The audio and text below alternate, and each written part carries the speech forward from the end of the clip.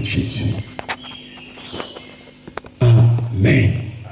Est-ce qu'on peut acclamer le Seigneur? Nous sommes en train de voir le bon choix et précisément, nous sommes dans la maison de Marthe. Elle avait une sœur qui s'appelle Marie. Et donc, dans cette maison, il y a deux femmes qui sont là, qui reçoivent Jésus.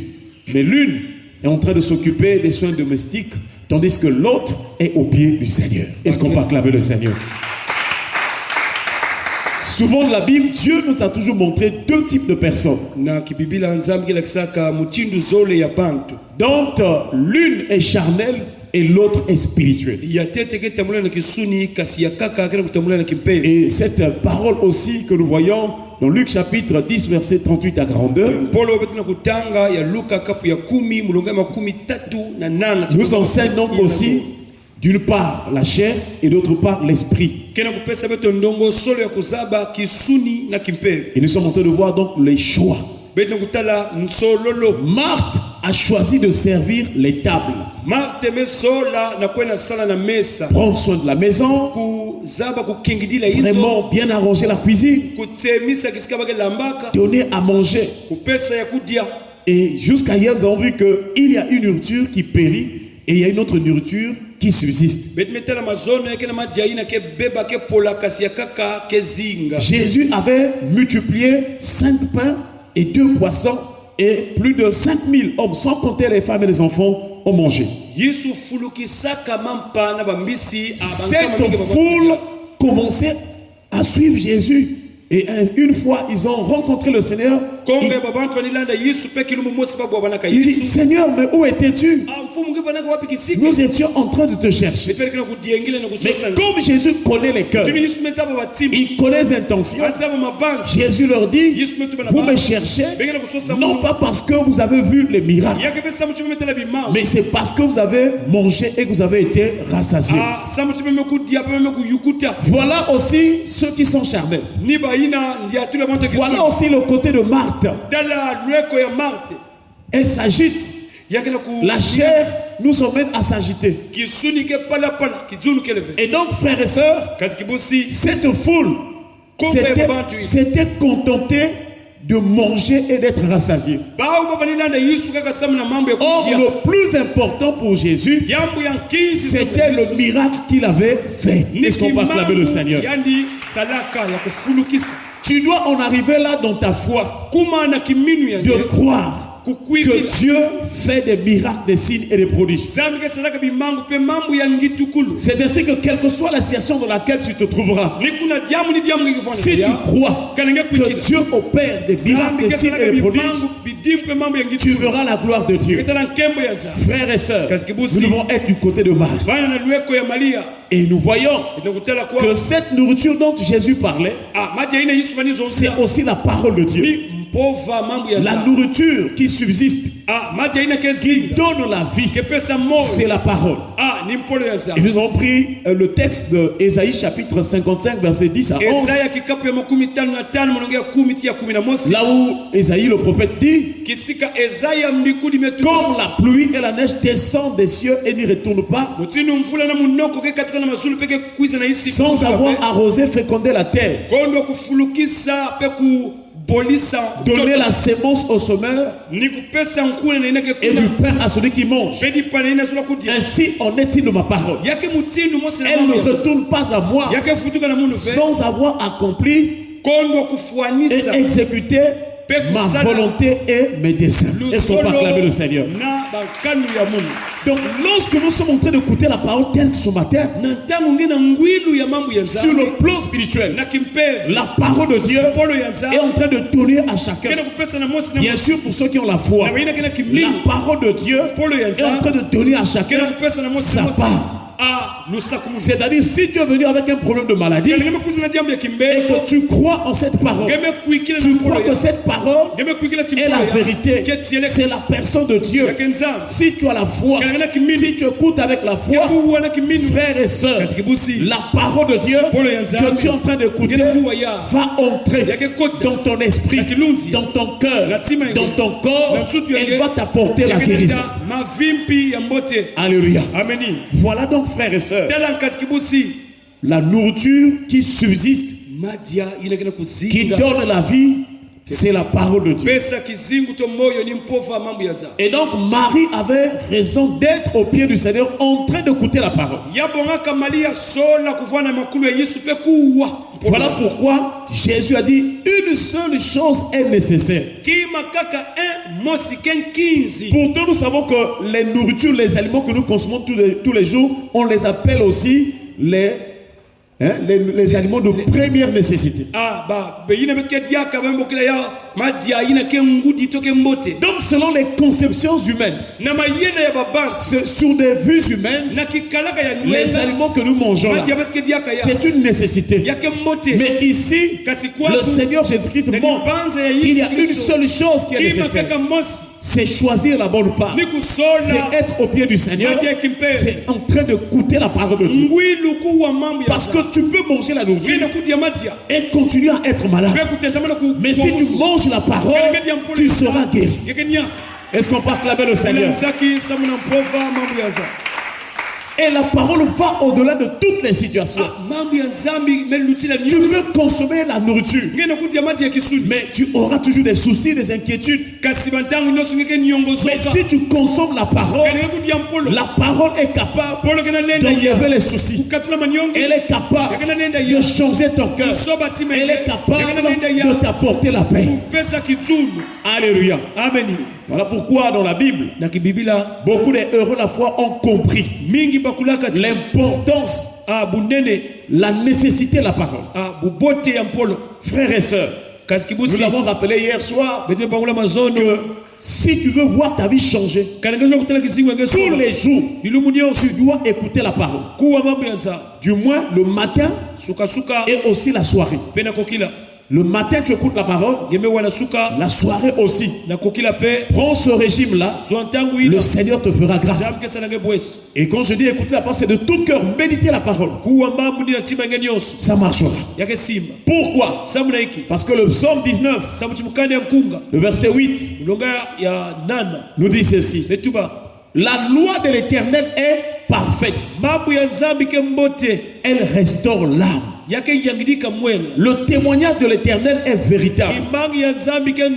Il rend sage l'ignorant. Est-ce qu'on peut acclamer le Seigneur? Donc, la loi de l'Éternel, la parole de Dieu est parfaite. Elle est sans défaut. Elle n'a pas de mélange. Elle est puissante. Elle est capable de prendre une personne qui avait une sale vie, de l'emmener à une vie digne. Alléluia. Cette parole, cette loi de Dieu est parfaite. Elle est sans défaut. Elle n'a pas de mélange. Elle est complète. Est-ce qu'on peut acclamer le Seigneur? C'est là où nous comprenons dans le langage de Dieu que le mystère de la parole. J'entends souvent les gens dire oh non, la loi, l'Ancien Testament c'était la loi, laissez la loi. Les gens ne comprennent pas qu'est-ce que la loi. Mais la loi c'est aussi la parole de Dieu. Ce n'est pas pour rien que Jésus a dit je suis venu non pour abolir mais pour accomplir. Alléluia. Il est venu accomplir la loi. Parce que cette loi c'est tout un mystère. C'est Dieu qui a donné la loi à Moïse. Et ces écrits là, c'est Dieu qui avait écrit de son doigt. Dans les 2 premières tables de la loi, la loi avait été écrite du doigt de Dieu. C'est le doigt de Dieu qui avait écrit avant de donner à Moïse. Et c'est pourquoi Paul a dit que la loi est spirituelle. Est-ce qu'on peut acclamer le Seigneur? Donc la loi est parfaite. Et nous avons déjà expliqué que la loi écrite préfigurait la personne de Christ. Parce que ce qu'on avait écrit à Moïse, c'était tout un témoignage de la personne de Christ. Et nous voyons ici, la loi est parfaite. Or, la personne qui est parfaite, c'est Jésus-Christ. On dit aussi ici que le témoignage de Dieu est véritable. le témoignage de Dieu, le témoin fidèle et véritable, c'est Jésus-Christ. Ce n'est que Jésus qui peut te montrer les choses du Père. C'est lui qui est sorti du sein du Père. Ce n'est que lui qui est capable de nous expliquer les choses du Père. Voilà pourquoi il a dit à Philippe, ne crois-tu pas que je suis dans le Père et que le Père est en moi? Celui qui m'a vu a vu qui? Le Père. Est-ce qu'on peut acclamer le Seigneur? Ah, quelle joie. Je ne sais pas si tu as la joie de la parole. Alors, vous allez voir que lorsque Israël va sortir de l'Égypte, c'était le temps de la délivrance. Et c'est le temps qu'on appelle aussi la Pâque. Pour être délivré, il faut célébrer la Pâque. Mais dans la Pâque, il y a les éléments qui constituent la Pâque. L'un des éléments principaux, ou l'un des éléments principaux, donc c'est un agneau.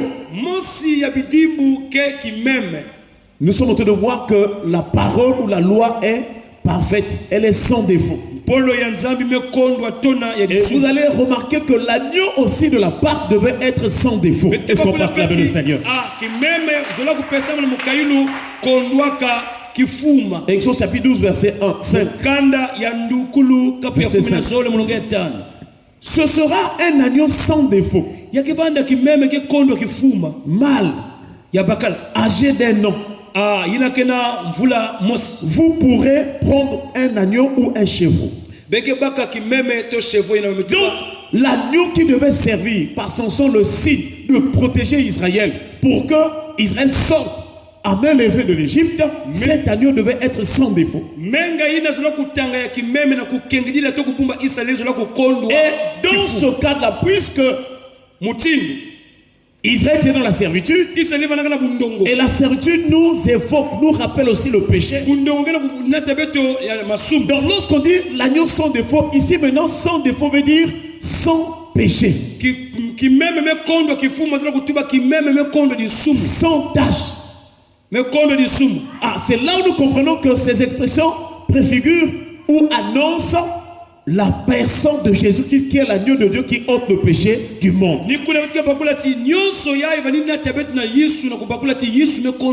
Sans tâche. Ça nous rappelle quoi? Ça nous rappelle aussi la lèpre. Parce que la lèpre, le signe de la lèpre était représenté par une tache. Or, la lèpre était l'image aussi de la souillure du péché. Voilà pourquoi une personne qui était atteinte de la lèpre devait être hors du camp, hors des autres, hors de l'assemblée. Cela veut dire que lorsqu'une personne vit volontairement dans le péché, elle n'est plus dans l'assemblée, elle n'est plus avec les autres, elle n'est plus en communion avec les autres. Le péché éloigne, le péché écarte de l'assemblée. Parce que l'assemblée est l'assemblée des saints, de ceux qui sont sanctifiés. Frères et sœurs, l'apôtre Pierre nous rappelle cela dans 1 Pierre chapitre 1 verset 18 à 19.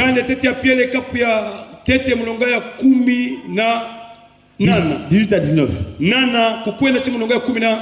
Il est écrit, vous savez que ce n'est pas par des choses périssables,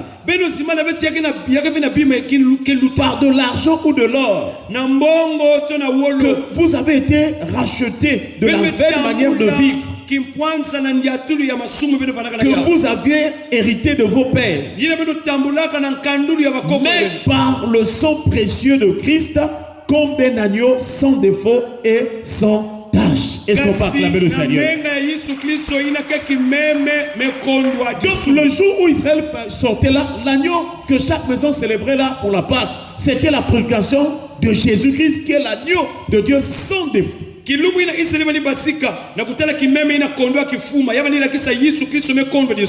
Et c'est là où nous comprenons que la loi de l'Éternel, la parole que Dieu a donnée à Israël, est en train d'annoncer la personne de Christ. C'était le témoignage de la personne de Christ. Et c'est Jésus qui est parfait. Jésus est sans défaut. Lorsque l'auteur de l'épître aux Hébreux parle aussi de la sacrificature, il donne les éléments caractéristiques du véritable souverain sacrificateur. Nous sommes dans Hébreux chapitre 7 verset 26. Il est écrit: il nous convenait en effet d'avoir un souverain sacrificateur comme lui. C'est-à-dire, le souverain sacrificateur que l'humanité attendait, c'était Jésus. Et il dit, ce souverain sacrificateur devait être comment? Saint, innocent, sans tache, séparé des pécheurs et plus élevé que les cieux. Est-ce qu'on peut acclamer le Seigneur? Aujourd'hui, nous entendons des gens dire: oh, Jésus avait des péchés, Jésus avait des femmes. Ils sont tellement ignorants, frères et sœurs. Si Jésus avait lui-même des péchés, il n'allait pas sauver les pécheurs. Parce que le sacerdoce lévitique, au temps de Moïse, les sacrificateurs et les souverains sacrificateurs étaient des pécheurs, des gens qui étaient sujets à faiblesse. C'est pourquoi eux, quand ils offraient des sacrifices, ils offraient d'abord pour eux-mêmes, parce qu'ils étaient même indulgents. Ils comprenaient ceux qui avaient péché parce qu'eux-mêmes ils étaient des pécheurs. Mais Jésus-Christ est saint. Il est innocent. Il n'a rien fait. Bon, lorsque Jésus était à la croix, il y avait deux brigands. L'un à sa gauche, l'autre à sa droite. Le premier était en train de critiquer Jésus, de se moquer de Jésus. Mais sauve-nous. Et l'autre va le reprendre en disant que nous méritons vraiment nos crimes. Mais lui, il n'a rien fait. Donc même les gens qui ont vécu, les contemporains de Jésus, pendant qu'il était sur la croix, un a reconnu que Jésus était innocent. C'est le signe qu'il était mort ou condamné pour les péchés de l'humanité. La Bible déclare que c'est en vertu de cette volonté que nous sommes sanctifiés une fois pour toutes. C'est-à-dire, si tu crois que Jésus était mort pour te pécher, tu vas être délivré du péché. Tu vas être sauvé du péché. Voilà le mystère. Frères et sœurs, croire que Jésus s'était livré. Il s'était offert à la croix de Golgotha pour souffrir à notre place. Et c'est pourquoi Isaïe nous rappelle que le châtiment qui nous donne la paix était tombé sur lui. Et c'est par ses meurtrissures que nous sommes guéris. Et jusqu'à présent, les hommes sont en train d'être guéris au nom de Jésus. Car l'œuvre de la croix, c'est tout un prodige. Alléluia. Frères et sœurs, toutes ces choses pour montrer que la loi parfaite, c'est la personne de Jésus. Et Jésus est saint, innocent, sans tache, sans péché, séparé des pécheurs. Voilà. Séparé des péchés, c'est-à-dire que dans la vie de Jésus, Jésus n'a ni commis de péché, ni connu de péché. 2 Corinthiens chapitre 5, je crois, verset 21. La Bible déclare que lui qui n'a point connu le péché, Dieu l'a fait devenir péché afin que nous devenions en lui justice de Dieu. Donc Jésus il n'a ni connu ni commis de péché. C'est-à-dire, dans sa conscience, dans son cœur, dans son être, il n'y avait même pas de trace de péché. Parce qu'il était né sans péché. Sa naissance, c'est par la vertu du Saint-Esprit. Le Saint-Esprit n'a pas de péché. Le Saint-Esprit ne pêche point. C'est l'Esprit de Dieu. Et c'est le Saint-Esprit qui a contribué à la naissance de Jésus. Voilà pourquoi Jésus est sans péché. Alléluia. Et c'est là où on dit il est séparé des pécheurs et il est plus élevé que les cieux. Or, la personne qui est plus élevée que les cieux, c'est Dieu. Il est au-dessus de tous. Dieu. Jésus est Dieu. Est-ce qu'on va acclamer le Seigneur? Marie avait donc raison d'être au pied du Seigneur. En voyant toutes ces choses, Marie était en train de reconnaître que moi je suis pécheresse, mais celui-ci, il est sans tâche. Pour être sauvé, je dois être auprès de lui. Je dois être à ses pieds. C'est lui la solution de tous les problèmes de ma vie et de l'humanité. Alléluia. Voilà pourquoi nous disons que Marie a choisi la bonne part. Et nous prions que cette année, ton cœur s'approche du Seigneur. Tous les jours de ta vie, que tu penses à Jésus, que tu sois au marché, que tu sois à la maison, Dieu veut voir ton cœur s'approcher de lui.